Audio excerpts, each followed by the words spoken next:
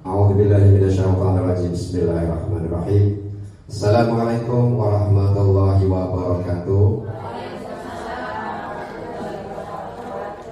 Yang saya hormati Ibu Kepala Sekolah SD Negeri Banjaratma 01. Yang saya hormati Bapak Ibu Dewan Guru SD Negeri Banjaratma 01.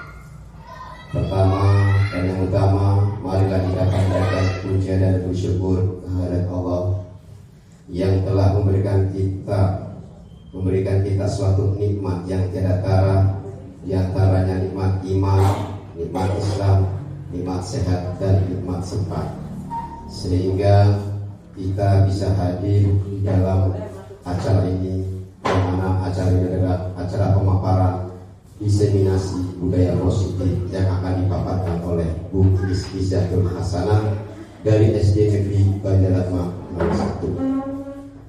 Salawat dan salam mari kita curahkan kepada baginda Nabi Muhammad sallallahu alaihi wasallam yang mengarahkan kita, yang menuntun kita, mengajarkan kita ke jalan kebaikan, dan mudah-mudahan kita semua mendapatkan syafaat dari Nabi Muhammad. Amin. Amin, amin ya rabbal alamin.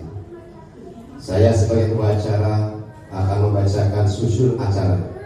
Yang pertama yaitu pembukaan, yang kedua adalah sambutan dari kepala sekolah, yang ketiga adalah inti atau pemaparan dari Bu Iis, dan yang keempat adalah penutup. Baik Bapak Ibu Dewan Guru yang berbahagia, mari kita buka acara ini dengan bacaan basmalah. Bismillahirrahmanirrahim. Untuk selanjutnya acara sambutan. Sambutan monggo untuk Ibu Kepala Sekolah kami perkenalkan.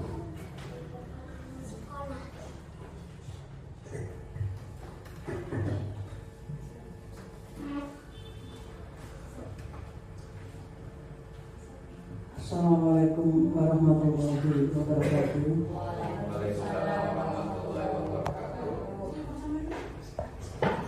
Alhamdulillahirrahmanirrahim. Wassalatu wassalamu ala asyrofil anbiya'i wal mursalin wa ala alihi washabihi ajma'in wa ba'du.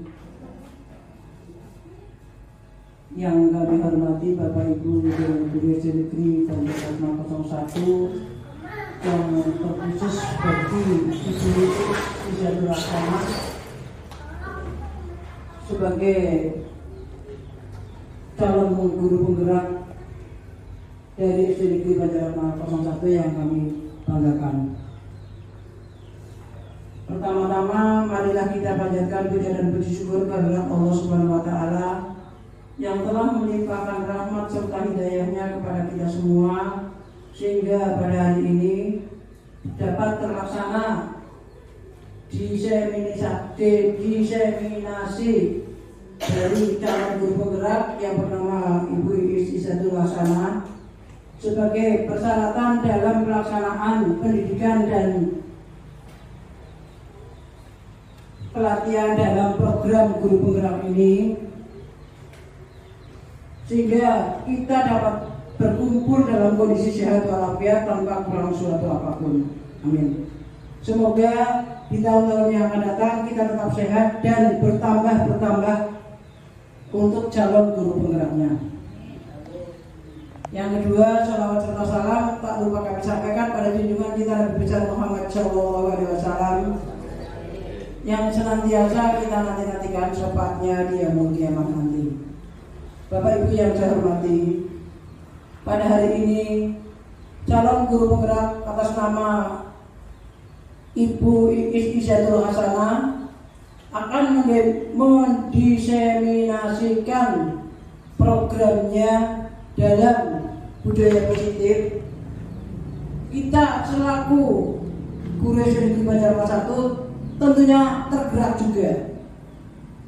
untuk menjadi, ayo kita berlomba-lomba untuk menjadi calon guru penggerak.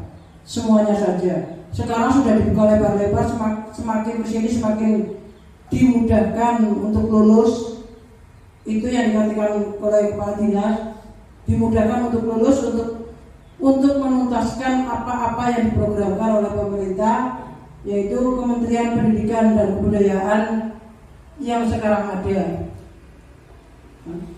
Dengan guru penggerak ini semuanya panjenengan bisa raih, cita-cita panjenengan bisa diraih, mau menjadi pemimpin, mau menjadi pengawas, mau menjadi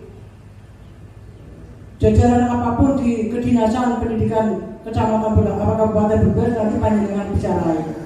Karena ini merupakan program yang sangat baik, program yang ditunjukkan juga untuk apa? Untuk meraih prestasi, untuk meraih rekrutmen panjenengan juga di dalam dipromosikan menjadi kepala sekolah atau pengawas. Semuanya dari guru penggerak, berkaitan dengan karir panjenengan. Kalau panjenengan tidak memikirkan karirnya sendiri, mau siapa yang mau memikirkan, siapa yang mau melaksanakan itu? Itu semua demi kemajuan dari pemerintah yang memperhatikan program pendidikan kita yang masih di bawah ya SDM-nya, demi kemajuan pendidikan bangsa Indonesia. Di dalam bidang pendidikan ini, maka terobosan yang sedang digembar-gemborkan adalah guru penggerak. Namun demikian, kami juga tidak memungkiri program apa yang akan disampaikan oleh Menteri Pendidikan berikutnya setelah ini, karena sebentar lagi pada bulan Oktober akan dilantik presiden kita ya, yang baru hasil pemilihan pemilu kemarin. Nanti programnya baru lagi, itu bisa kemungkinan terjadi. Namun demikian, insya Allah dengan guru penggerak ini masih banyak kesempatan panjenengan nanti di angkatan berikutnya. Monggo lah panjenengan daftar, insya Allah bisa ya. Tidak ada yang guru yang tidak bisa, tapi semuanya bisa. Kecuali yang umurnya sudah mentok ya, yang tinggal beberapa tahun, ya jelas tidak bisa sama sekali. Saya selalu mendukung, hanya itu yang bisa ibu lakukan. Karena apa? SD Negeri Banjarnegara 01 ini sarana dan prasarana menunjang sekali ya. Alat peragam mau digunakan, semua media pembelajaran monggo panjenengan gunakan. Di sana sudah terpampang banget ya, apa-apa pembelajaran yang sekarang berorientasi pada siswa ya, pembelajaran yang berpusat pada siswa. Siswa kita menjadikan sasaran penuh untuk melaksanakan pembelajaran. Bahkan setelah adanya guru penggerak, ibu bertanya di dalam hati, buat apa buku paket digembar-gemborkan kalau kita melaksanakan pendidikan sesuai dengan kebutuhan siswa? Apakah buku paket itu sudah sesuai dengan kebutuhan siswa? Lain daerah lain kebutuhan, ya, lain tempat lain kebutuhan. Sedangkan buku paket adalah sama, ya, dibuat sama, tapi tetap harus kita hargai, kita beli dengan bagaimanapun caranya, ya, buku itu dapat digunakan. Ya, walaupun untuk itu marilah kita belajar, memperbaiki diri, merefleksi diri, supaya kita dapat meningkatkan pendidikan khususnya di SD Negeri Banjarnegara 01. Ayo kita jangan menyerah, jangan semakin kayak kerupuk kena air semakin ya, tidak ada renyahnya, tidak ada kemeriahnya ya. Tapi pengennya harus semakin bersemangat, semakin berkemeriah ya, semakin bergejolak supaya kita mendapatkan prestasi yang semakin baik, bukan semakin hilang. Ayo kita tambah. Ini yang mau lomba mapsi jelas-jelas tahun 18 September, mulai sekarang harus dipersiapkan peserta didiknya ya. Jadi ayo kita berlomba-lomba gurunya untuk mengikuti guru penggerak, supaya kita berprestasi, supaya kita juga ya dalam menimba karir panjenengan nanti ke depan akan lebih baik lagi ya. Hanya itu yang ibu bisa sampaikan. Kurang lebihnya mohon maaf, barangkali ada kekurangan dan kesalahannya. Wabillahi taufiq wal hidayah. Wassalamualaikum warahmatullahi wabarakatuh. Waalaikumsalam warahmatullahi wabarakatuh. Terima kasih untuk sambutan dari Ibu Kepala Sekolah SD Negeri Badak 1 Ibu Yuli Ekowati, yang mana harapannya supaya rekan-rekan guru dari UIS itu kita semua berlomba-lomba atau bisa mengikuti program calon guru penggerak, itu harapannya. Untuk acara selanjutnya yaitu ke acara inti, yang mana seminasi budaya yang akan disampaikan sama Bu Istiadur Hasan. Untuk UIS kami perkenalkan.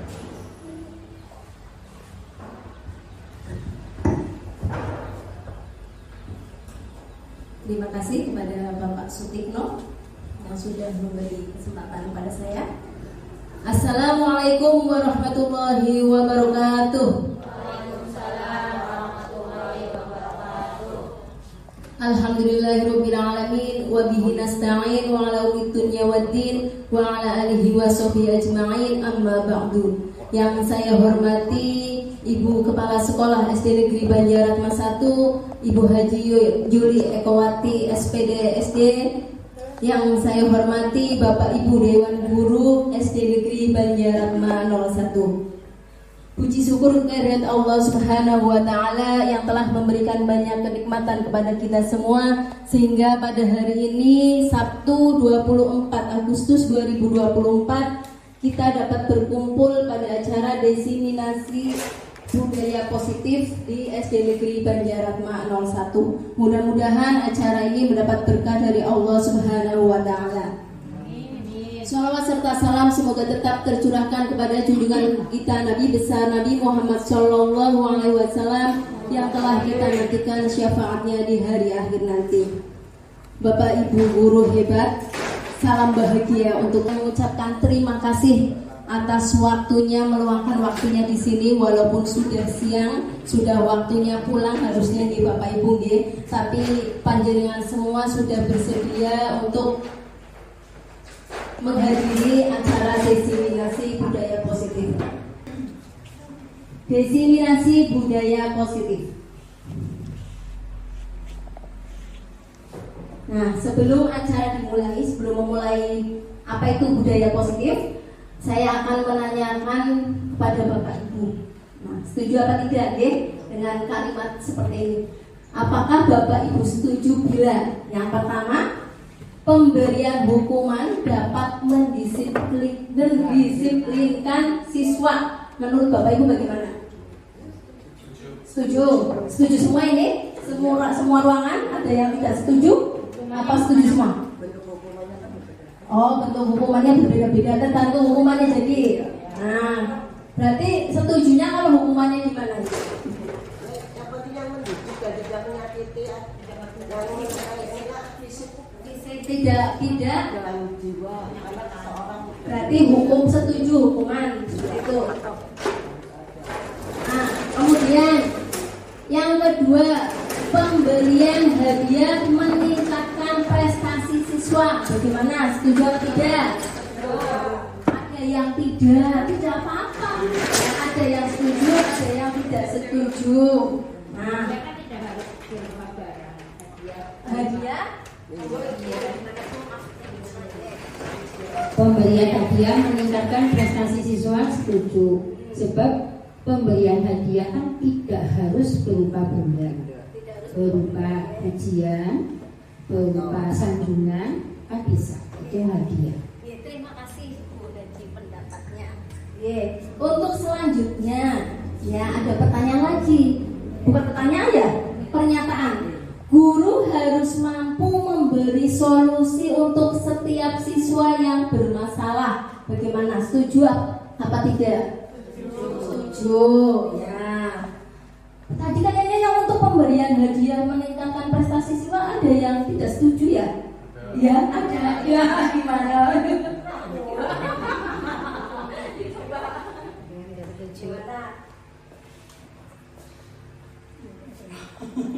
Ya, saya coba menjawab. Untuk pemberian hadiah meningkatkan prestasi siswa, tidak selamanya ya, kalau menurut saya pemberian hadiah itu dapat meningkatkan siswa, karena kadang-kadang juga anak terlena juga dengan pemberian hadiah, merasa dia sudah, oh saya sudah dapat hadiah, saya yakin saya pasti sudah di atas teman-teman saya, gitu. Jadi bisa saja anak-anak jadi terlena seperti itu. Terima kasih untuk pendapatnya. Ini baru awal nih Bapak Ibu ya. Nah, yang selanjutnya tadi sudah ya, yang nomor 3 ya. Nah, nomor 4 sekarang. Guru berperan sebagai teman bagi siswa. Setuju? Setuju. Ya, terima kasih. Nah, pernyataan ini setuju atau tidak itu nanti bisa dijawab dengan apa? Desiminasi nanti hasilnya. Nanti bisa dijawab sendiri bagaimana ya. Next.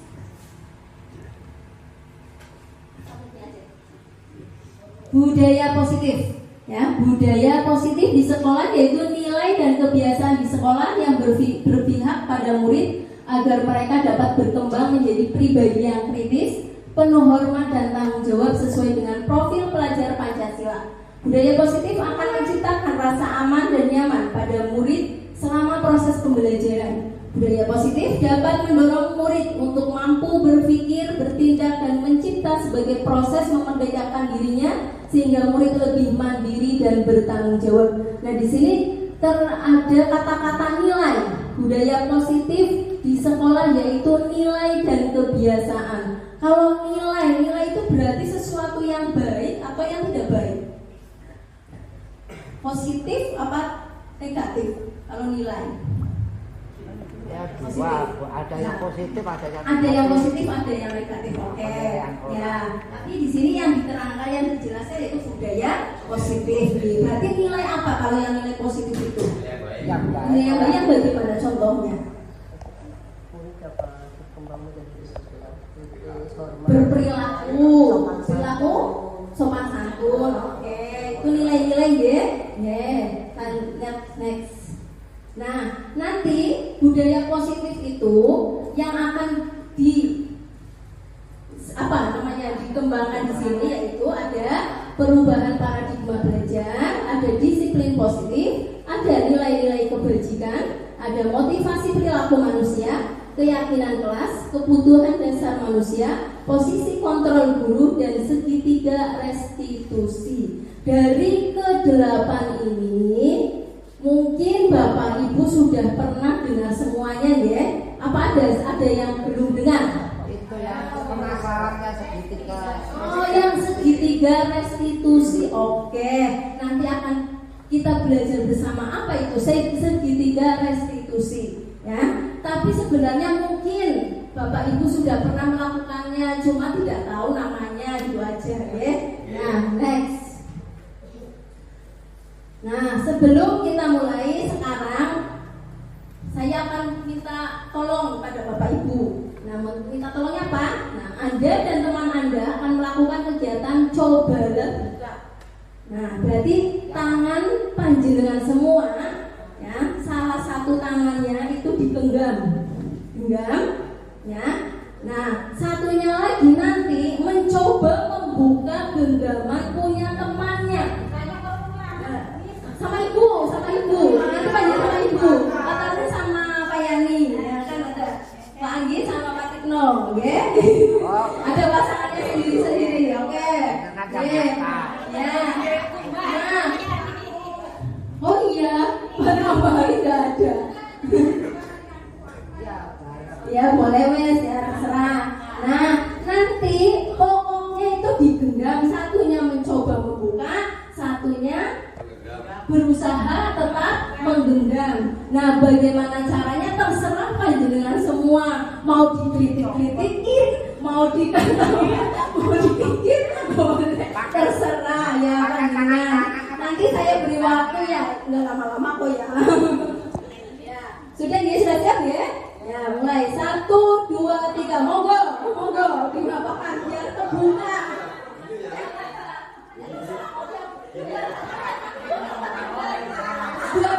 Dua-duanya juga mencoba membuka punya temannya sama.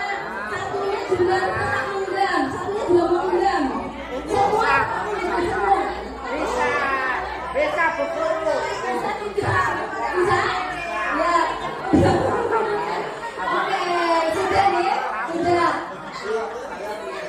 Udah, anggap itu genggamannya itu ada yang berharga, ya, ada yang berharga, ya. Sudah ya. Nah, sekarang, oh belum Pak. Oh masih ramai ya, coba Pak, coba gimana Pak? Satunya membuka, satunya itu mencoba membuka punya temannya, satunya mencoba menyelam. Kita boleh kamera ke depan, boleh? Oh boleh, terserah. Aduh itu payah itu.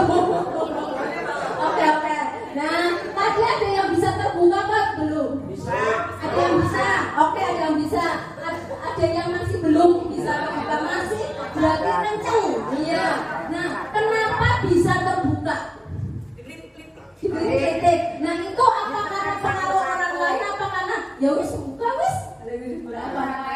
Pengaruh orang lain. Kalau yang bisa menggenggam sendiri terus digenggam, berarti itu karena pengaruh sendiri, bertahan, berarti kontrol dari diri sendiri. Nah, kontrol dari diri sendiri. Nah, kita bisa mengontrol apapun itu ya dari diri sendiri. Baik bisa membuka pun ya bisa tetap buka. Ya, dari diri sendiri semuanya ya. Kalau dari orang lain berarti eksternal ya, ekstrinsik. Kalau dari diri sendiri namanya intrinsik. Ya, oke, next. Pembelajaran dengan paradigma baru. Paradigma adalah cara pandang seseorang terhadap sesuatu yang mempengaruhi dalam berpikir tadi, yang dipengaruhi oleh orang lain. Perubahan paradigma berarti merubah sudut pandang atau cara pandang terhadap sesuatu. Berarti semua orang itu kan berbeda-beda sudut pandangnya ya. Ya, tidak semua mesti sama. Ada yang bisa dengan cepat kontrol dirinya ya. Nah, dalam hal ini yang berubah adalah dalam memandang stimulus respon menjadi teori kontrol. Next. Ya. Nah, ini ada miskonsepsi tentang teori kontrol menurut Dr. William Glaser. Nah, berarti ilusi itu berarti kan bukan kenyataan, ya, hanya pendapat, ya, angan-angan orang itu kalau guru itu dapat mengontrol murid, bahwa semua perilaku murid itu ya atas dasar kontrolan dari guru. Ternyata tidak semuanya. Karena apa?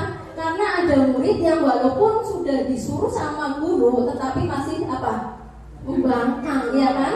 Iya, itu karena apa?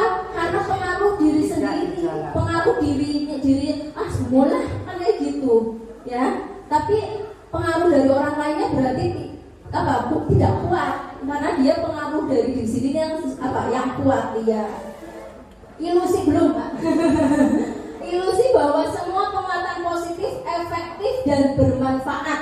Nah, bahwa semua penguatan dari orang lain itu efektif dan bermanfaat. Tapi kadang-kadang tidak, karena bisa jadi itu suatu pemaksaan. Akhirnya apa?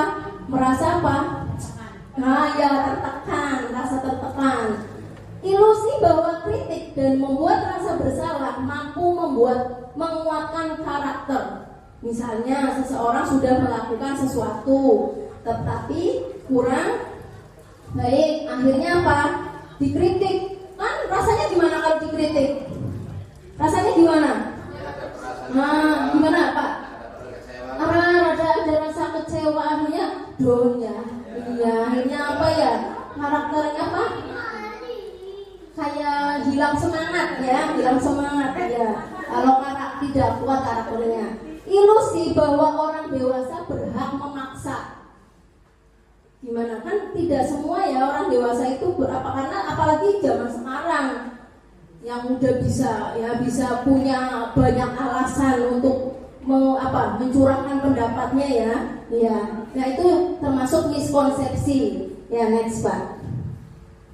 Nah, stimulus respon. Nah, ini yang sering kita bayangkan. Stimulus respon. Realitas kebutuhan kita itu sama semua orang, tetapi pada kenyataannya kebutuhan kita itu berbeda.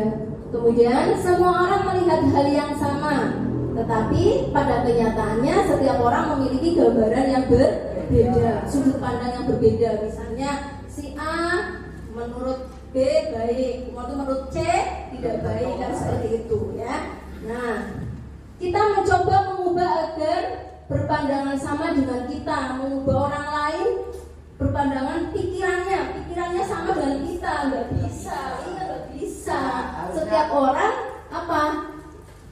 pandangan itu beda. Kita berusaha memahami pandangan orang lain tentang dunia luas ya. Nah, kemudian perilaku buruk dilihat sebagai suatu kesalahan ya, tetapi pada kenyataannya semua perilaku itu punya tujuan. Walaupun itu salah, pasti ada tujuannya. Walaupun tujuannya juga salah juga, cuma ada alasannya. Orang lain bisa mengontrol saya, tapi pada kenyataannya tadi banyak tidak bisa. Saya bisa bertahan. Nah, ya. Hanya Anda yang bisa mengontrol diri Anda. Hanya Anda sendiri yang bisa mengontrol diri Anda sendiri. Saya bisa mengontrol orang lain. Orang bisa, ya tidak bisa, ya Anda tidak bisa mengontrol orang lain. Itu diri sendiri yang bisa. Pemaksaan ada pada saat bujukan gagal, tapi adanya pada kenyataannya harus adanya kerjasama dan konsensus menciptakan pilihan baru. Nah, kemudian model berpikir menang kalah, kasih salah yang benar. Nah, itu tidak ada. Adanya tidak ada yang salah, tidak ada yang benar. Adanya model berpikir menang itu menurut teori kontrol. Nah, next Pak. Disiplin positif. Sekarang ke materi selanjutnya, disiplin positif. Kalau panjenengan semua mendengar kata disiplin, berarti apa? Tertib. Sok lagi Pak. Sesuai aturan. Nah, aturan. Oke, tertib, tertata. Nah, sekarang penjelasannya Pak. Next. Disiplin positif. Disiplin berasal dari kata disiplina yang artinya belajar. Disiplin mengacu pada disiplin diri yang memiliki tanggung jawab terhadap apa yang dilakukannya berdasarkan nilai-nilai yang diyakini, ya, nilai-nilai yang diyakini. Disiplin positif merupakan salah satu cara penerapan disiplin yang bertujuan untuk menumbuhkan kesadaran serta memberdayakan peserta didik tanpa imbalan penghargaan, ancaman atau hukuman. Jadi yang diharapkan peserta didik itu disiplin itu tidak mengharapkan suatu imbalan, tidak mau diharapkan biar aku dipuji. Nah, itu sebenarnya jangan. Nah, sebagai pendidik tujuan kita adalah menciptakan peserta didik yang memiliki disiplin diri sehingga mereka berperilaku mengacu kepada nilai-nilai kebajikan universal dan memiliki motivasi intrinsik dalam perubahan perilaku ke arah yang lebih baik. Nah, tadi motivasi intrinsik. Jadi disiplin itu diharapkan bukan karena dari orang lain, tetapi dari diri sendiri. Iya. Nah, mengacu kepada nilai-nilai kebajikan universal. Tadi sudah disebutkan nilai-nilai kebajikan ya. Ya, coba Pak, next Pak.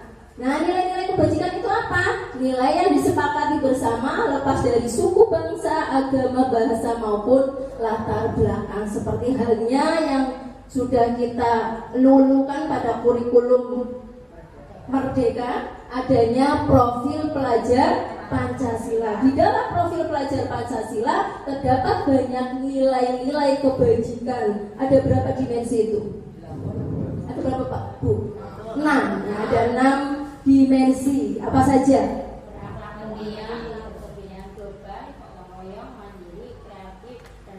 Nah, ada nyanyiannya ya Bapak Ibu ya. Ya, mari kita bernyanyi. Belajar Pancasila, beriman dan bertakwa pada Tuhan Yang Esa dan berakhlak mulia, berkebinekaan global, gotong royong mandiri, kreatif dan bernalar kritis. Belajar Pancasila, beriman dan bertakwa pada Tuhan Yang Esa dan berakhlak mulia, berkebinekaan global, gotong royong mandiri, kreatif dan bernalar kritis. Nah, Demikian yang apa? Disiplin. Disiplin itu untuk memunculkan nilai-nilai kebajikan. Nah, next Pak. Motivasi perilaku manusia. Motivasi. Apa itu motivasi? Penyemangat. Ya, oke. Penyemangat. Dorongan. Oke, ada lagi? Stimulus. Ya, stimulus. Oke, motivasi perilaku. Next. Motivasi perilaku itu ada 3 Bapak Ibu. Nah, yang pertama, untuk menghindari ketidaknyamanan atau hukuman. Nah, kita melakukan sesuatu. Nah, itu karena motivasinya apa? Untuk menghindari ketidaknyamanan atau hukuman. Yang kedua, untuk mendapatkan imbalan atau penghargaan dari orang lain. Imbalan atau penghargaan itu kan tidak berupa hanya berupa barang ya, bisa jadi pujian. Yang ketiga, untuk menjadi orang yang mereka inginkan dan menghargai diri sendiri dengan nilai-nilai yang mereka percaya. Nah, dari ketiga macam motivasi yang sudah dipaparkan itu, kira-kira panjenengan semua biasanya melakukan sesuatu perilaku itu atas dasar yang mana? Biasanya banyakkan juga. Oh, biasanya banyakkan yang juga. Oh iya, jujur ya Pak. Contohnya Pak. Contohnya kalau absen wis berangkat ya, berangkat pagi. Lah, nyompan mangkatnya suka berabsen orang terlambat nah, kayak gitu. Padahal kita berangkat pagi itu ya sebenarnya apa? Karena kedisiplinan, karena tanggung jawab kita ya. Iya, tapi ya pada kebanyakan orang ya seperti itu, iya kan? Kebanyakan yang tidak nomor 1 ya nomor 2. Apalagi kalau murid melakukan sesuatu ya yang nomor berapa biasanya Pak? Nomor 1. Takut. Ya, takut dihukum sama Bapak Ibu guru. Tapi diharapkan semua perilaku yang dilakukan oleh siswa-siswi kita nantinya bukan karena motivasi untuk menghindari ketidaknyamanan atau hukuman. Nah, diharapkan yang nomor berapa berarti? Tidak apa Bu Miran? Untuk menjadi orang yang mereka inginkan dan menghargai diri sendiri dengan nilai-nilai yang mereka percaya. Mudah-mudahan kita bisa mengubah ya motivasi yang ada pada diri masing-masing siswa. Next Pak. Hukuman, konsekuensi, restitusi. Nah, tadi yang restitusi apa ya? Nah, itu. Nah, ini perbedaannya. Hukuman itu tidak terencana, tiba-tiba karena sering muncul emosi, ya. Nah, kemudian murid tidak dilibatkan, ujuk-ujuk. Ya, ujuk-ujuk tiba-tiba. Bersifat satu arah, berarti hanya guru. Ya, hanya guru. Kemudian berupa hukuman fisik atau psikis. Ya, jadi tidak hanya ditapok, tapi apa tadi? Bisa kata-kata yang tidak mengenakan ya. Itu namanya hukuman. Kemudian konsekuensi. Apa itu konsekuensi? Terencana, disepakati sesuai aturan, murid tetap dibuat tidak nyaman walaupun sudah ada kesepakatan, tapi tetap tidak nyaman. Kemudian sikap guru selalu memonitor murid, ya, memonitor. Sedangkan restitusi, proses menciptakan kondisi bagi murid untuk memperbaiki kesalahan. Jadi nanti kesalahannya dicari, alasannya apa. Nah, kemudian bagaimana cara mengatasinya. Nah, itu namanya restitusi. Adanya proses kolaboratif kerjasama antara guru dan murid untuk mencari apa? Untuk mencari solusi sendiri muridnya. Nah, mungkin itu agak susah. Nanti kita akan belajar lagi. Next. Nah, ini ada beberapa tindakan. Nah, itu masuknya hukuman atau konsekuensi. Nah, tadi tahu perbedaannya Bapak Ibu ya? Nah, yang pertama, lari mengelilingi lapangan basket 2 kali karena terlambat hadir di sekolah. Hukuman, oke. Hukuman ya. Nah,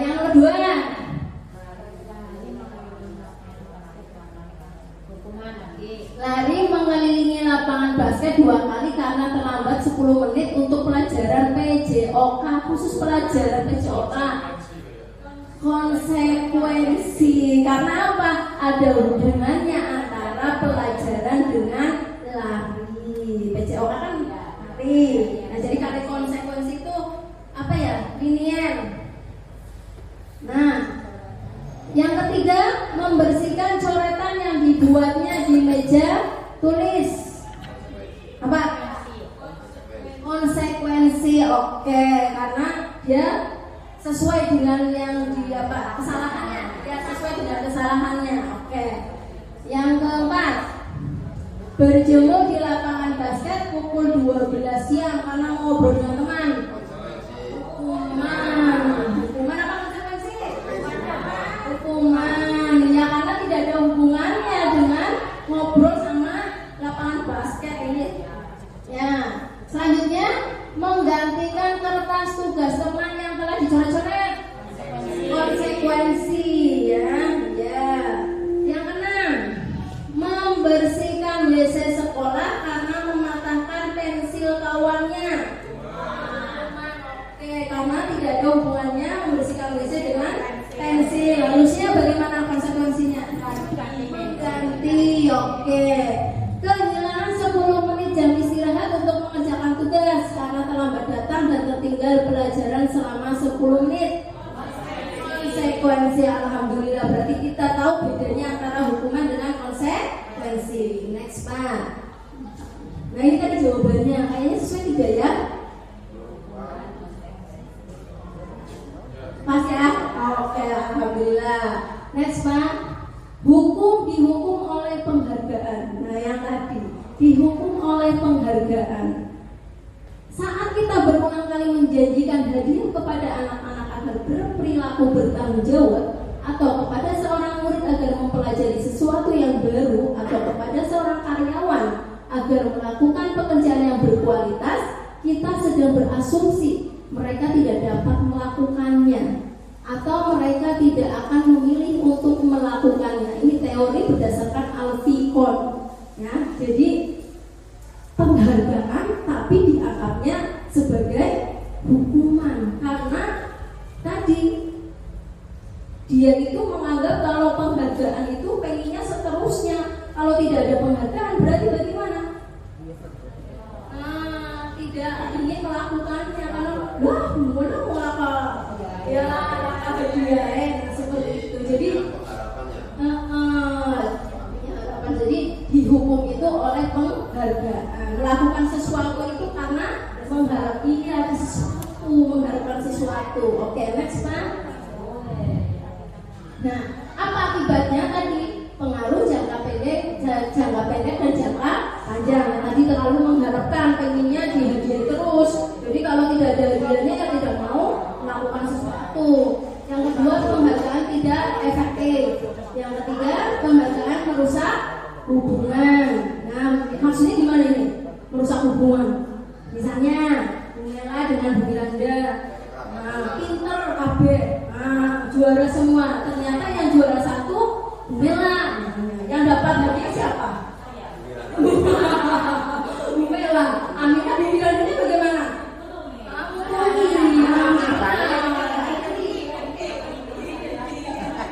Akhirnya ini yang akhirnya apa? Penghargaan merusak hubungan.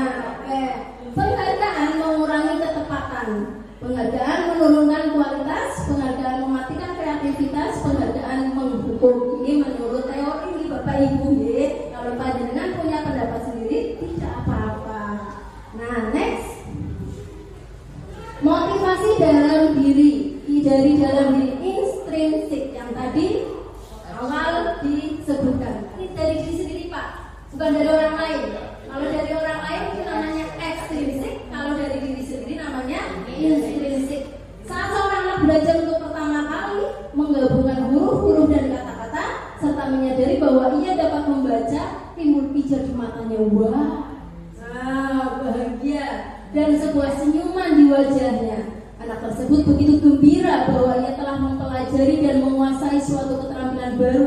Kesadaran akan kemampuannya bahwa dia sudah dapat membaca sesungguhnya sudah merupakan sebuah penghargaan. Jadi kalau kita merasa puas kepada diri kita sendiri, itu sudah termasuk penghargaan, tapi dari diri sendiri. Akhirnya kita terus berusaha bagaimana menjadi seseorang yang lebih baik, bukan karena imbalan seseorang, tapi karena kepuasan dari diri sendiri. Nah, itu namanya motivasi dalam diri atau intrinsik. Oke, next Pak. Nah, sekarang keyakinan kelas. Mengapa keyakinan kelas bukan peraturan kelas? Ada beberapa guru yang sudah melakukan keyakinan kelas, saya lihat. Ya, walaupun tidak semua. Nah, kenapa bukan peraturan? Ini alasannya apa ya Pak? Yakin sama aturan. Nah, bahas sekarang ada kata-kata mengapa kita memiliki peraturan tentang penggunaan helm pada saat mengendarai kendaraan roda 2 atau motor. Saya itu kalau pakai helm, Bapak Ibu, kalau mau pergi jauh saja. Kalau dekat itu. Kalau dekat jarang. Berarti saya mengikuti apa ini? Untuk menghindari. Aturan. Berarti saya hanya mengikuti aturan. Tapi kalau Muaisun, bukan kita pakai helm dari rumah, apa? Itu kan untuk pelindungan Keyakinan diri. apa Pak? Yakin bahwa menggunakan helm itu akan menyelamatkan. Oke, bagus ya. Jadi yakin bahwa saya melakukan sesuatu menggunakan helm itu akan selamat. Tapi kalau saya hanya mengikuti aturan. Oleh karena itu bagusnya adalah keyakinan dari diri sendiri, bukan peraturan. Nah, ini yang kedua juga sama ya. Mengapa kita memiliki peraturan tentang penggunaan masker dan mencuci tangan setiap saat? Ini apalagi waktu masa COVID ya, pandemi. Oke, next Pak. Nah, oleh karena itu di dalam suatu sekolah atau kelas dibuatlah suatu keyakinan kelas. Monggo nanti Bapak Ibu bisa melakukannya, ya. Nah, bersifat apa? Abstrak, nyata, ya. Kemudian berupa pernyataan universal, dibuat dalam pernyataan positif. Maksudnya bagaimana? Positif itu berarti jangan menggunakan kata tidak. Nah, jangan menggunakan kata tidak. Sesuai dengan kondisi kelas dan sekolah sehingga mudah diterapkan. Semua warga kelas atau sekolah dilibatkan dalam pembuatan keyakinan kelas. Jadi bukan hanya gurunya yang menentukan, tetapi siswa-siswanya. Nah, ini ada dokumentasi. Walaupun saya mungkin belum bagus, saya masih berusaha mencoba membuat keyakinan kelas. Next Pak, ini dokumentasi saya pada waktu membuat keyakinan kelas. Nah, anak-anak saya beri sticky note, ya, kertas apa saja terserah, ya nggak mesti kertas sticky note. Nah, kemudian diberi pada anak-anak, silakan kalian tulis apa yang harus ada di kelas ini, apa yang harus dilakukan oleh kalian agar kelas ini nyaman, agar kelas kalian itu teratur bagaimana. Nah, anak-anak berusaha menulis apa yang diyakininya. Nah, kemudian setelah masing-masing anak punya keyakinan diri sendiri, kemudian ditempelkan di papan tulis. Itu juga saya belum bagus. Harusnya di pakai lembar kertas. Itu namanya baru awal. Nah, kemudian ditempel, next Pak. Nah, setelah ditempel semua, anak-anak membuat keyakinan. Nah, masih belum sepakat, langsung jangan disepakati langsung, tapi apa? Dikelompokkan dulu. Nah, dikelompokkan yang sama. Kan biasanya ada pendapat anak yang sama, ya? Ya, ada yang sama, mesti ada yang sama. Dikelompokkan dulu. Nah, ini maaf, gambarnya nggak ada yang kelompokannya. Dikelompokkan dulu yang sampah-sampah, yang tentang disiplin. Nah, iya. Nah, kemudian setelah itu sama-sama kita sepakati, dipilih yang tadi sifatnya masih belum positif, diubah bersama-sama. Ini jangan tulisannya jangan membuang sampah di sembarang tempat, tapi apa? Membuang sampah di pada tepatnya. Terus jangan terlambat Bu Guru. Nah, berarti apa katanya? Datang lebih awal ya. Nah, itu namanya berarti positif. Nah, setelah itu baru disepakati bersama-sama. Oke, setuju tidak? Setuju bareng-bareng. Nah, setelah setuju sebenarnya bisa dibuat langsung di situ kertasnya ya. Tapi pada waktu itu saya tidak buat langsung, hanya ditulis saja di papan tulis. Nah, baru kemudian saya membuat sendiri di rumah. Monggo Pak Anas, Pak. Nah, ini setelah saya buat, baru karena tadi sepakatan bersama-sama. Nah, berarti masing-masing anak apa? Kesepakatan berarti apa? Boleh cap 3, cap jempol, boleh tanda tangan. Iya, berarti hasil kesepakatan bersama-sama. Biar itu tadi keyakinan kelas, mudah-mudahan nanti semua kelas bisa membuat. Nah, sebelum saya lanjutkan, ada pertanyaan? Tidak ada ya? Oke, sambil apa kayaknya udah ngantuk, udah mulai ngantuk. Hungry ya? Oh, maaf. Masih banyak biar ada makan. Nah, apa kita explain dulu apa gimana nih? Apa teruskan? Lanjut aja. Oke, terima kasih. Next Pak. Kebutuhan dasar manusia. Nah, kebutuhan dasar manusia. Kebutuhan dasar manusia adalah segala sesuatu yang kita lakukan untuk mendapatkan apa yang kita inginkan. Seluruh tindakan yang kita lakukan memiliki tujuan tertentu, dan usaha terbaik yang kita lakukan adalah dalam rangka agar kebutuhan dasar kita terpenuhi dengan baik. Kalau panjenengan semua, menurut panjenengan kebutuhan dasar itu apa? Kebutuhan yang kita Kebutuhan dasar apa? kebutuhan yang kita yang kita gunakan. Contohnya apa? Kebutuhan makan, minum, agar untuk apa? kandang, pangan, kebutuhan dasar primer. Kebutuhan dasar primer, kebutuhan pokok, Pak. Nah, ini ada kasus. Nah, Ibu Ambar, guru wali kelas 2A di SD Pelita Hati, sedang bingung menghadapi ulas salah satu murid di kelasnya, yaitu Doni. Beberapa anak di kelas 2A telah datang padanya dan mengeluhkan Doni yang seringkali meminta bekal makan siang mereka dengan paksa. Jika Anda menghadapi situasi seperti Ibu Ambar, apa yang akan Anda lakukan? Apa?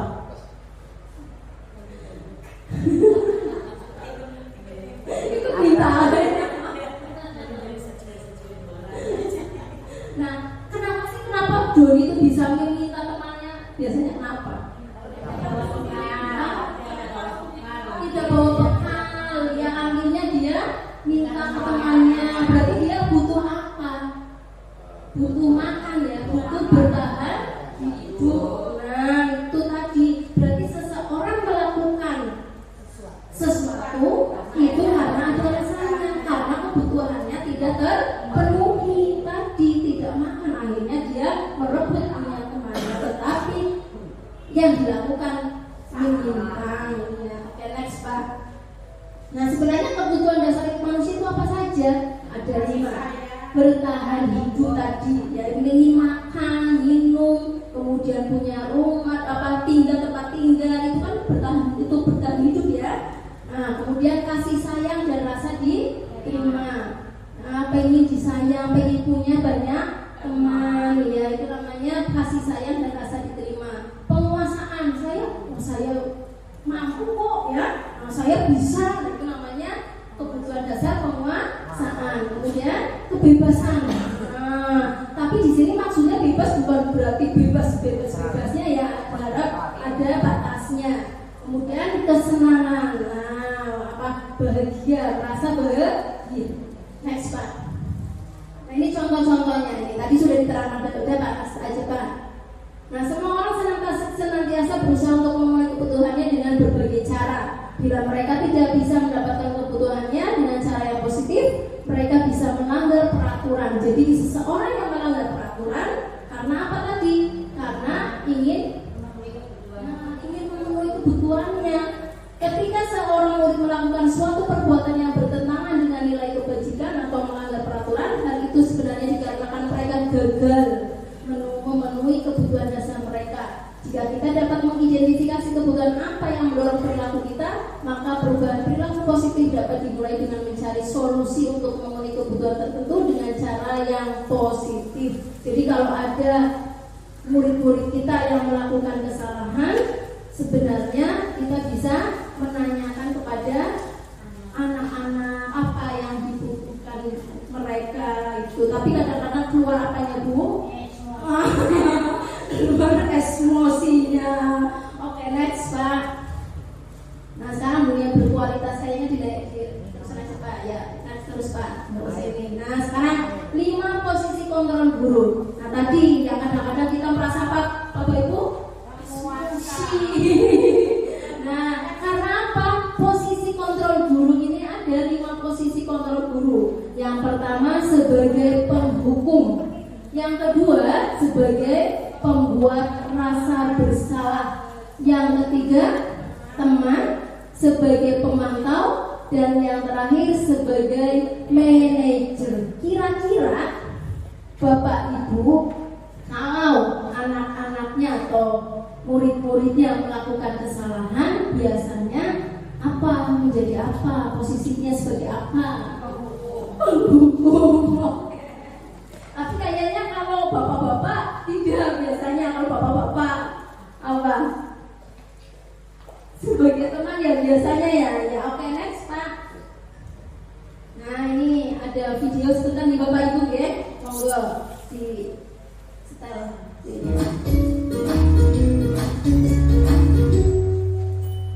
Salam bahagia Ibu dan Bapak guru hebat. Dalam penerapan disiplin positif restitusi, salah satu program yang dikembangkan adalah 5 posisi kontrol.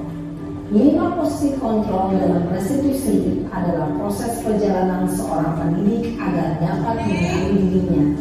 Pada video kali ini, kita akan membahas tentang 5 posisi kontrol yang dikembangkan oleh Diane Dawson dan contoh penerapannya. Ini contoh penerapannya Bapak Ibu, monggo disimak. 5 posisi kontrol itu adalah 1. Posisi penghukum, 2. Posisi pembuat merasa bersalah, 3. Maaf Bu, saya... Apa coba? Alasan kamu apa lagi? Nah, ini kira-kira sebagai apa ini? Malas sekali ya kamu jadi anak. Saya... Dasar pemalas. Gak kapok-kapok sih kamu. Sudah berapa kali terlambat? Sana, kamu keliling lapangan basket 2 kali.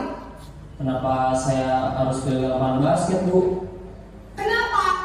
Kamu lawan ibu. Berani-beraninya jawab. Sudah terlambat, masih berani jawab pula. Sekarang, keliling lapangan basket 5 kali sekalian. Biar kapok. Cepat. Pergi sana ke lapangan basket. Posisi penghukum Itu posisi penghukum. bicara dengan nada tinggi, menghardik, menunjuk-nunjuk, menyakiti, dan menyindir. Hukuman bisa berupa fisik maupun psikis.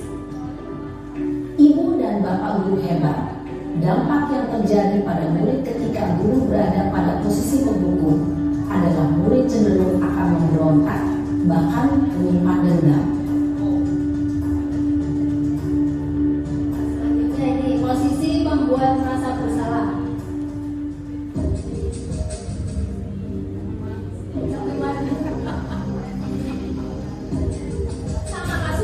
Sama kasusnya, cuma beda penanganan saja. Naren!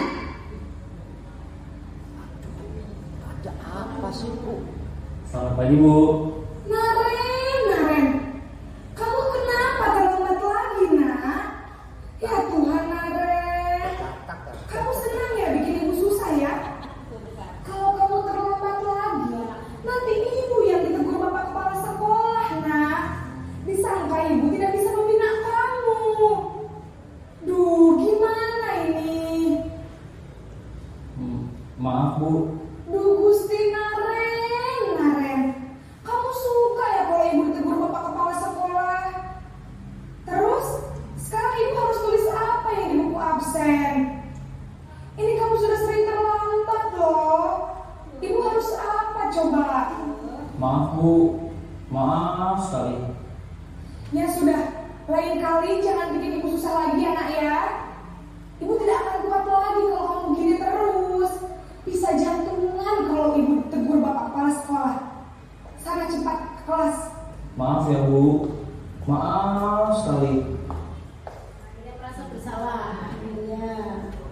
Posisi pembuat rasa bersalah berbicara dengan nada tenang, cenderung lembut, namun kata-kata yang diutarakan membuat murid merasa menjadi orang yang gagal, memandang buruk dirinya sendiri, merasa tidak berharga, dan tidak sanggup membahagiakan orang lain. Ketika guru mengambil posisi pembuat rasa bersalah, murid akan menganggap dirinya yang bersalah dan ia akan menyimpan emosi negatif tersebut di dalam dirinya.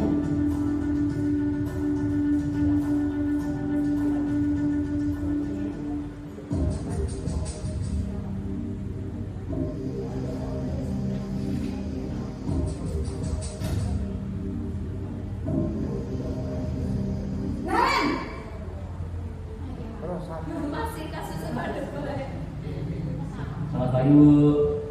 Wah, sudah jam berapa ini nak? Terlambat lagi ya sayang. Iya Bu, habis ibu saya udah bangunkan saya Bu.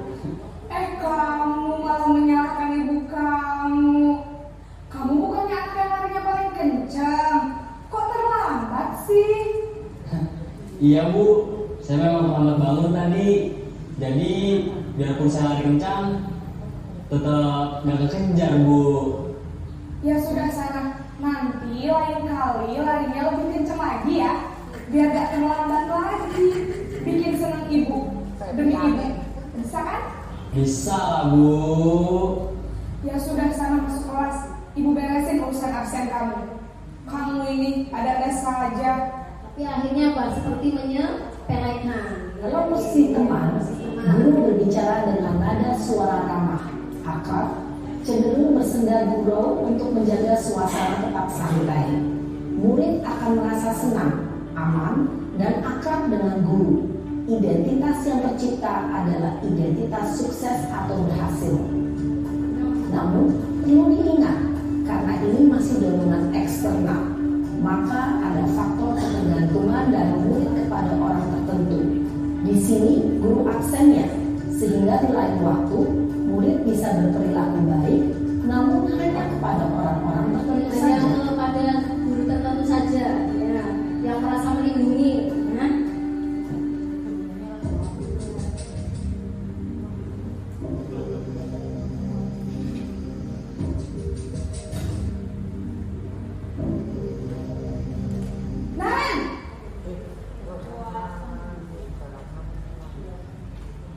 Selamat pagi Bu.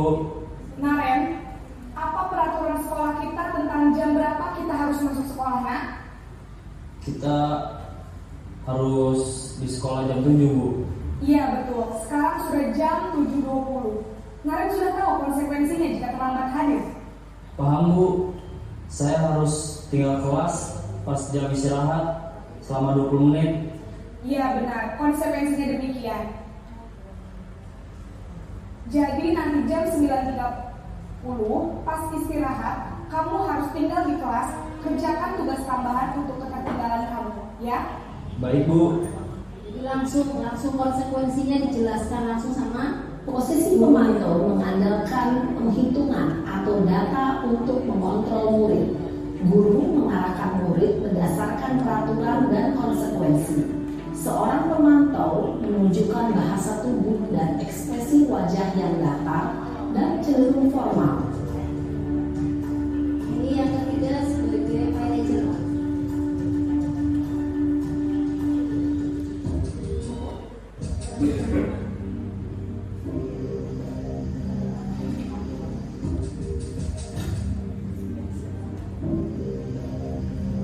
Naren! Ini kasusnya sama, tapi penanganannya berbeda. Selamat pagi Naren. Maaf Bu, saya terlambat. Iya, sekolah masuknya jam 7, sekarang sudah jam 7.20. Jadi sekarang bagaimana ini Naren? Maaf Bu, saya lupa setel alarm saya semalam. Baiklah, menurut kamu, keyakinan sekolah yang mana yang perlu kamu tingkatkan? Menghargai diri sendiri dan orang lain mungkin ya Bu. Setuju. Jadi, apakah Naren meyakini prinsip saling menghormati tersebut? Iya Bu, saya meyakininya. Apakah Naren bersedia memperbaiki masalah keterlambatan ini? Bersedia Bu. Bagaimana kamu akan perbaiki masalah keterlambatan ini? Saya akan coba untuk tidak lupa menyetel alarm saya, Bu. Baik, kalau kalian lupa menyetel alarm di rumah, ada orang yang kira-kira bisa bantu mengingatkan tidak? Ada, Bu. Kakak saya, Kak Emma. Ada lagi selain Kak Emma? Selain Kak Emma, ada ibu saya. Baik, jadi yang mengingatkan Naren adalah Kak Emma dan ibu kamu ya? Kira-kira akan mulai set alarm kapan nih Naren? Setelah pulang sekolah, akan segera saya lakukan. Baik, jadi Naren akan setel alarm untuk bangun besok pagi dan akan diingatkan oleh kakak dan ibu dan Naren ya. Ada lagi yang mungkin perlu dilakukan Naren agar tidak terlambat bangun lagi? Tidak ada, Bu. Baik Naren, terima kasih untuk kerjasama kamu. Ini jadi solusinya dari diri sendiri, bukan dari guru, dari orang lain, tapi dari diri sendiri. Nah ini makanya dinamakan posisi manajer. Nah berarti kira-kira yang paling bagus yang mana? Manajer. Oke, next Pak. Nah itu tadi manajer ya sudah ya udah Pak Alex Pak. Nah tujuan akhir dari 5 posisi kontrol seorang guru adalah tadi pencapaian sebagai posisi manajer, di mana posisi inilah murid dapat menjadi pribadi yang mandiri, merdeka dan bertanggung jawab atas segala perilaku dan sikapnya yang pada akhirnya dapat menciptakan lingkungan yang positif, nyaman dan aman. Next Pak. Nah sekarang saya kecewa sekali dengan kamu. Nah, berarti apa? Sebagai apa itu?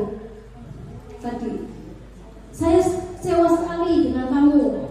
Penghukum ya, ayolah lakukan demi saya ya. Nah teman, kamu tidak pernah benar melakukannya. Penghukum. Apakah kamu mau mendapat stiker bintang hari ini?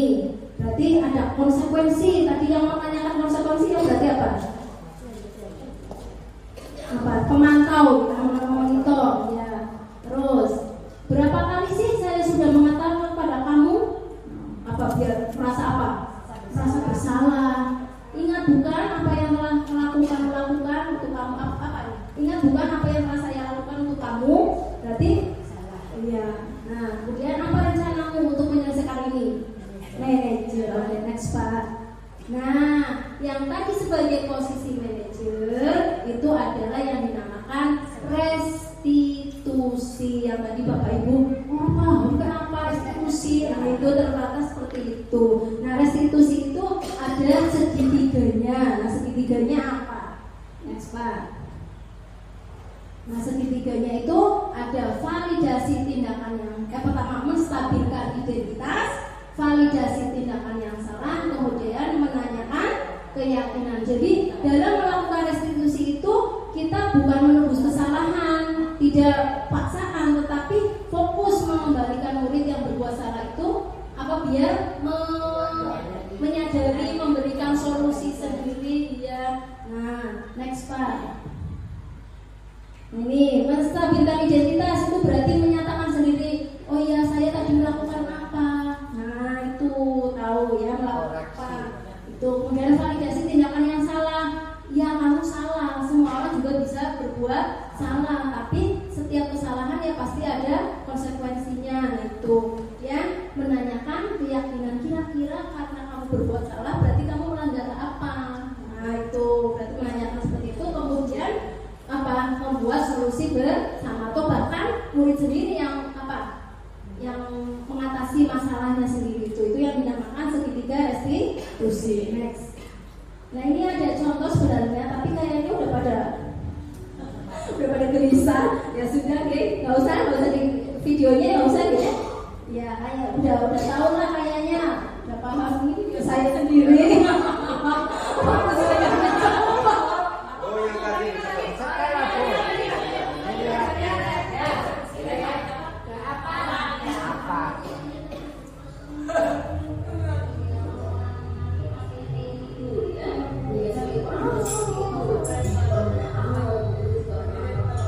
Nah ini tadi mengidentifikasi ya.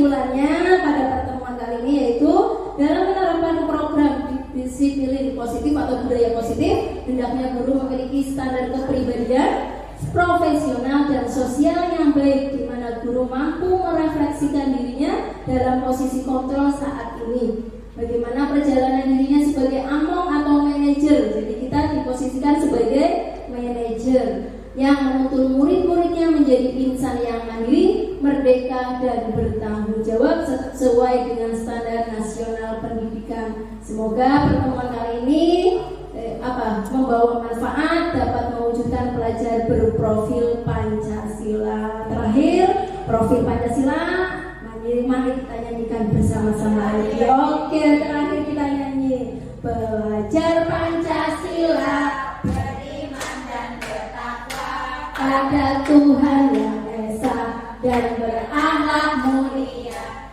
berkebinekaan global, gotong royong mandiri, kreatif dan bernalar kritis. Oke, terima kasih semuanya. Alhamdulillah sudah selesai. Saya Isi Satul Hasanah, CGP Angkatan 11. Mohon maaf apabila ada kesalahan. Wassalamualaikum warahmatullahi wabarakatuh. Waalaikumsalam warahmatullahi wabarakatuh.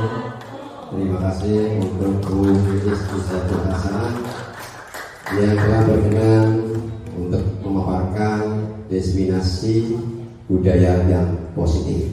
Jadi kita semua dapat mengambil hikmah dari pemaparan ini, yang mana diantara posisi kontrol. Ada 3, hukuman, kemudian konsekuensi, yang terakhir adalah restitusi. Terima kasih Bu Iis. Saya sebagai pengacara mohon maaf ya sebesar-besarnya apabila ada tutur kata yang kurang berkenan, tutur kata bahasa yang kurang sopan.